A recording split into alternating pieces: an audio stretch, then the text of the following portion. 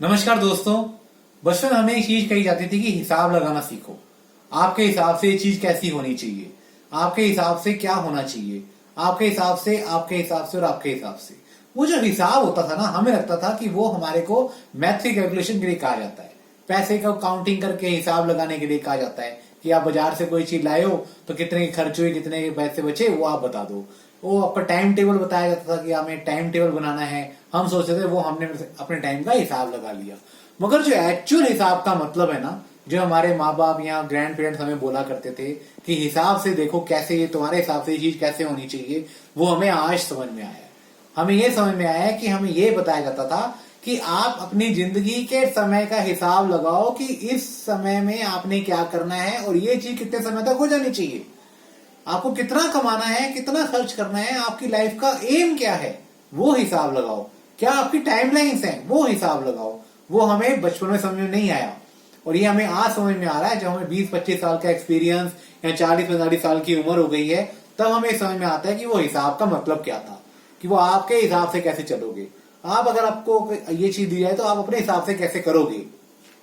तो ये जो चीजें हैं, ये हिसाब वाली चीज जो है, ये हमें अपने बच्चों को सिखानी है कि कैसे वो आज की टाइम पे या अपनी एज में शुरू करें उन चीज को सीखना कि आगे लाइफ को कैसे सेट करना है।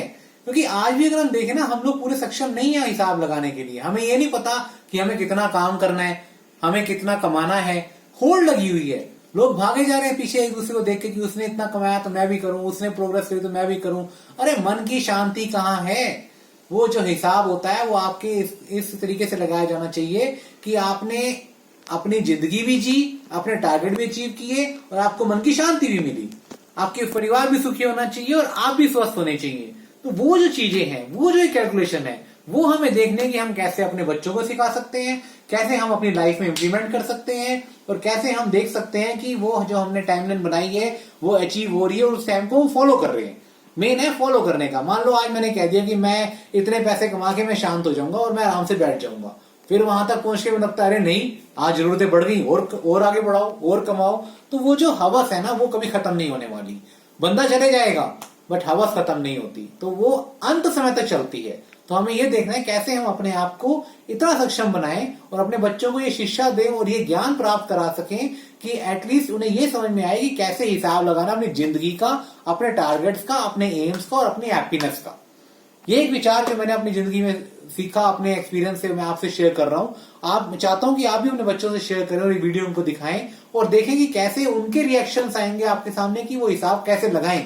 जो क्वेश्चंस वो आएंगे ना हमारे पास, तब हमें लगेगा कि हाँ, बच्चों ने एटलीस्ट उस लेवल पे सोचना शुरू किया कि वो हिसाब लगाना चाहते हैं।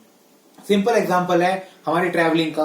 हम घर से निकलते हैं, जीपीएस लगाते हैं, देखते हैं इतना ट्रैफिक है, इतने देर में पहुंच जाएंगे। हम साथ में ये हिसाब जरूर लगाते हैं, अगर ऑफिस टाइमिंग है तो ट्रैफिक बढ़ेगा, डिले होगा, अगर इवनिंग टाइमिंग है तो ट्रैफिक घटेगा, टाइम से जल्दी पहुंचेंगे। तो ये छोटी छोटी कैलकुलेशन करके हम लोगों को ऐसी कैलकुलेशन लगानी है कि हम ये देख सकें जो हमारे जीवन के साथ चल सके।